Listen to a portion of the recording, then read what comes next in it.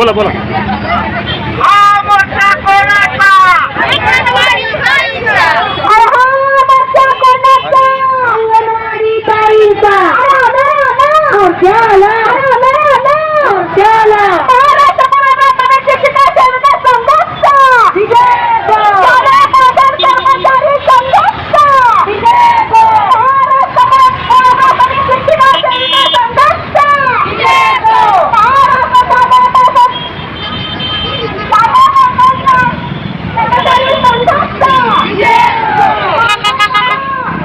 आला का मॅडम? मला पसंत दिसत ना म्हणतात. चला चला आलो.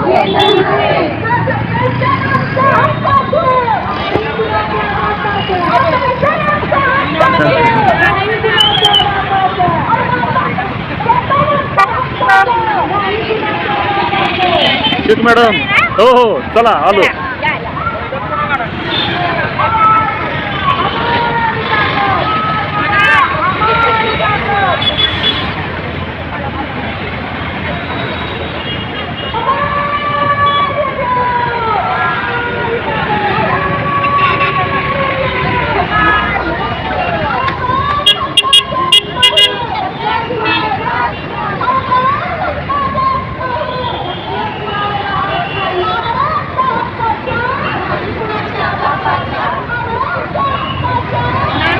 कांबळे मॅडम जावली मागवूया आपला. जावली पुढे जाऊ द्या. चला चला आलो आलो. चला चला.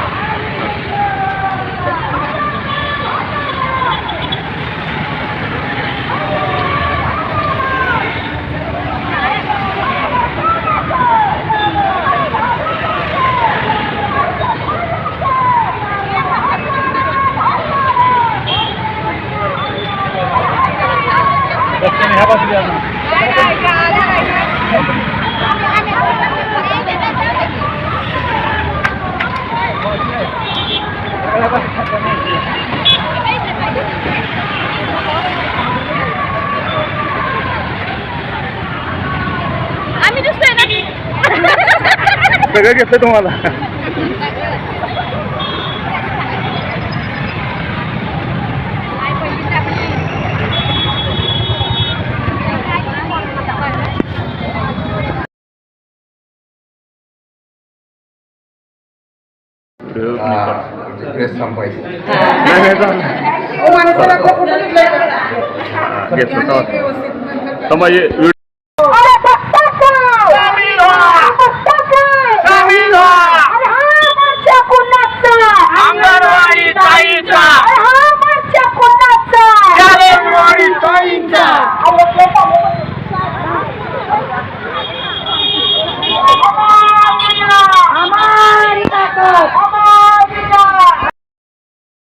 अंगणवाडी ताईच्या माती बियाणं तर पहिला बियाणं 123 महिलांवरती गुन्हा दाखल केला.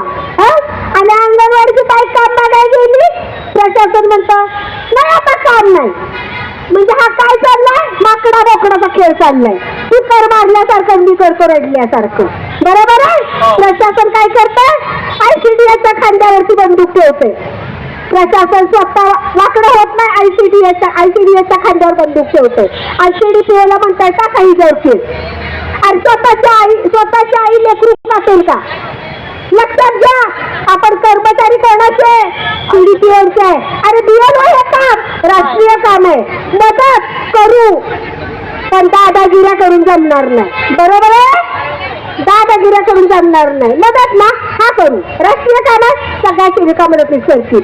पण केस करतो, गुन्हे दाखल करतो. अरे कलेक्टर साहेबांनी तर आपल्याला नळावर भांडता. आता तुम्ही भांडताय अंगणवाडी सेविका. अरे या अंगणवाडी सेविकेला भांडल्याशिवाय काय मिळतात? 35 वर्ष झालं या भांडण्यात त्या इथपासून इथपर्यंत आलेलं आहे. किती 250 रुपये आणि 150 रुपयावर काम केलेलं आहे. जर भांडलंच नसतं तर आज आपल्याला पायाखाली चुरडलं असतं. बरोबर आहे ना? भांडलं म्हणूनच आपल्याला हे दिवस दिसले. आणि इथून पुढे पण कुणीही त्याला घाबरायचं नाही, बळी पडायचं नाही.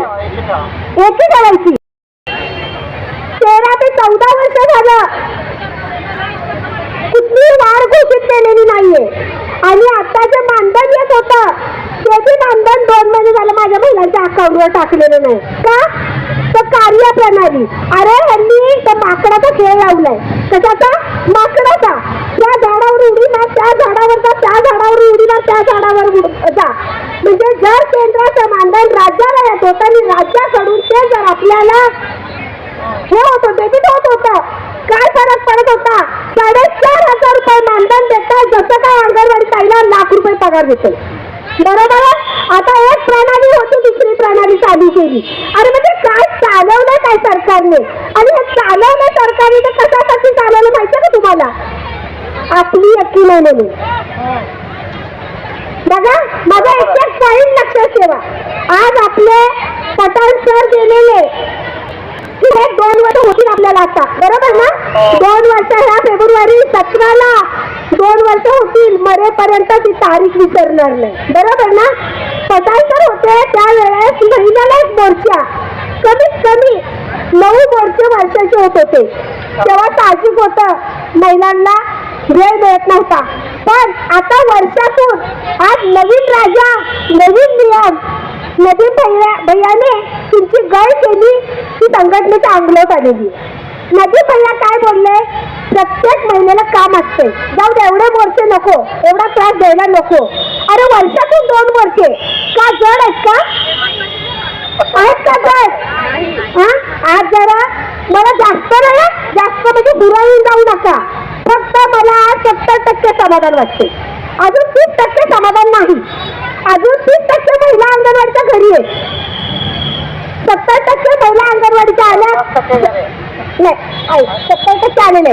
मी आता अगोदर तालुकाध्यक्ष माझे सगळे तालुकाध्यक्ष त्यांचं मनापासून मी अभिनंदन करते. कारण रक्ताचं पाणी करून 2 दिवसात त्याची तयारी केली. सगळ्या आपल्या पदाधिकाऱ्यांसाठी एकदा जोरदार टाळा होऊ द्या. आता तुम्हाला फक्त आता एक खाली बसून घ्या. अरे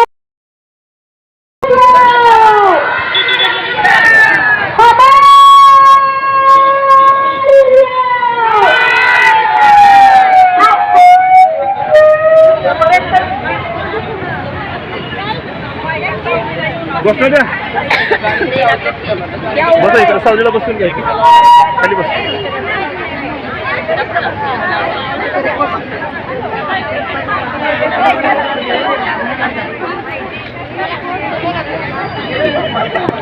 मला कोणाचं नाव घ्यायचं नव्हतं, पण जाणून बुजून आज नाव घ्यावंच वाटतंय मला. अरे अंगणवाडी ताई ही प्रत्येक एकच आहे ना? आता तुम्ही सांगा, फक्त 10 आणि 20 महिला आल्यात का ह्याच्यात सामील झाल्यासाठी एकी दिसली असती का नसती? त्यांच्या मागण्या वेगळ्या आणि आपल्या मागण्या वेगळ्या आहेत का? हे तर हा दुजा भाऊ नडलेला आहे महाराष्ट्राला.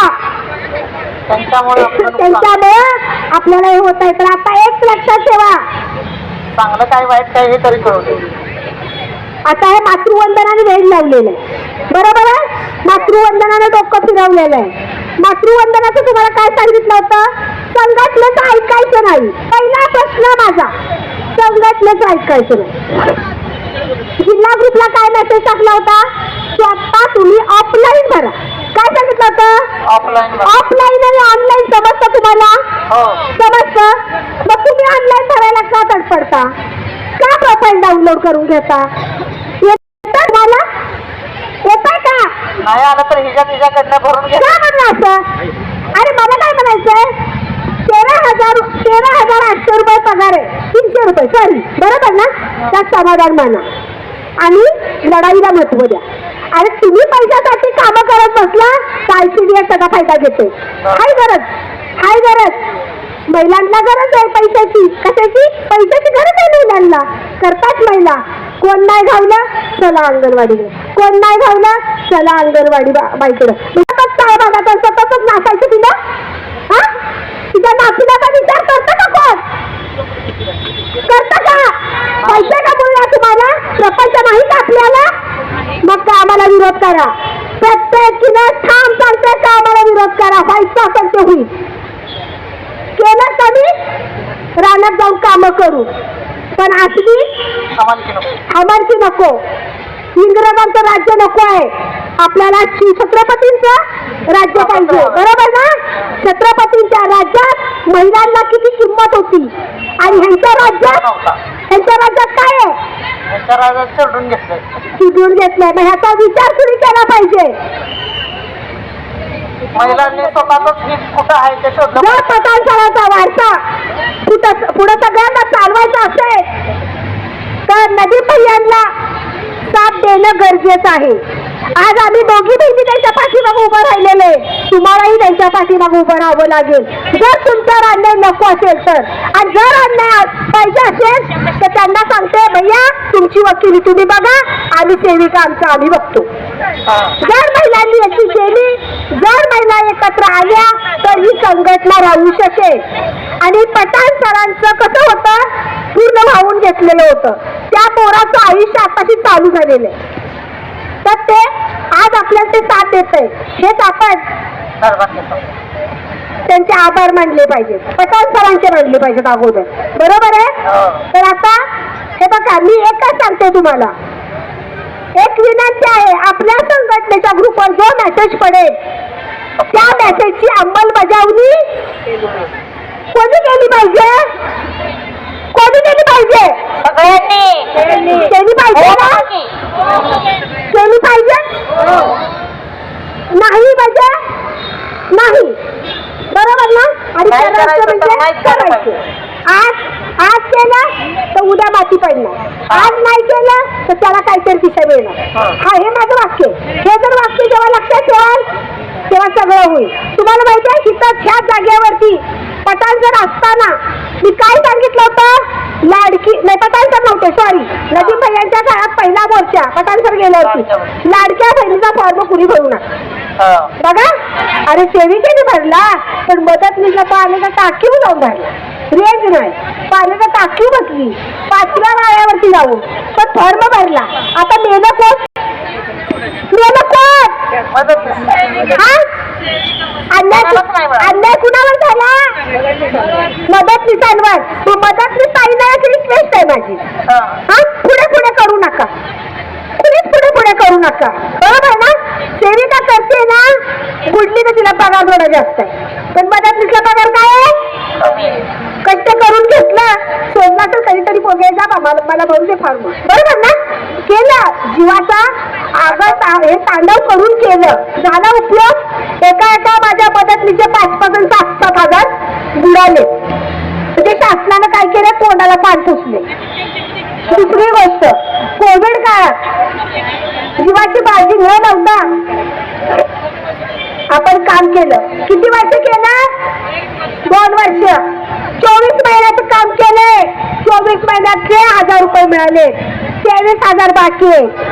आज आपले महासचिव शोकतभाई पठाण लढून शेवटी गतप्राण झाले. हा, गतप्राण झाले. आणि शेवटच्या श्वासाला सुद्धा त्यांच्या तोंडात एकच होतं, करोना भत्ता मिळालाच पाहिजे. आणि शेवटच्या श्वासापर्यंत करोना भत्त्यासाठी लढत आलं. आणि आता ती वेळ आलेली आहे.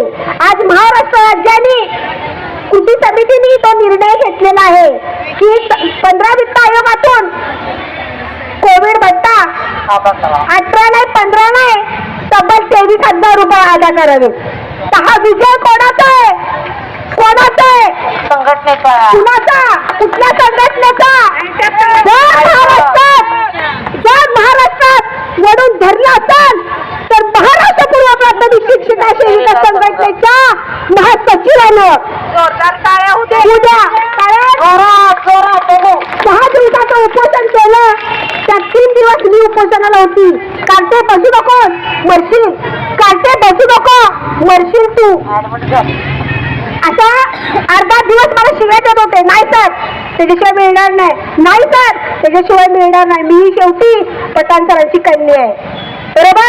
तुमची महाराष्ट्र राज्याचे अध्यक्ष कमी आहे, पण माझ्या पठाण सरांची मी मुलगी आहे. आणि हा वसा जो आहे, कोणी काही बोललं आणि काही केलं, संघटनेतनं जरी बाजूला झाली तर व्यासपीठ तोडणार.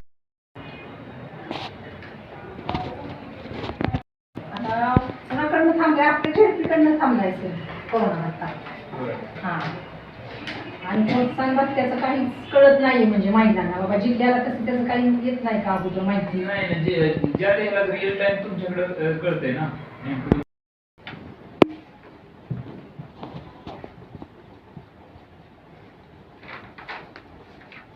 काय विषय आहे सांगा.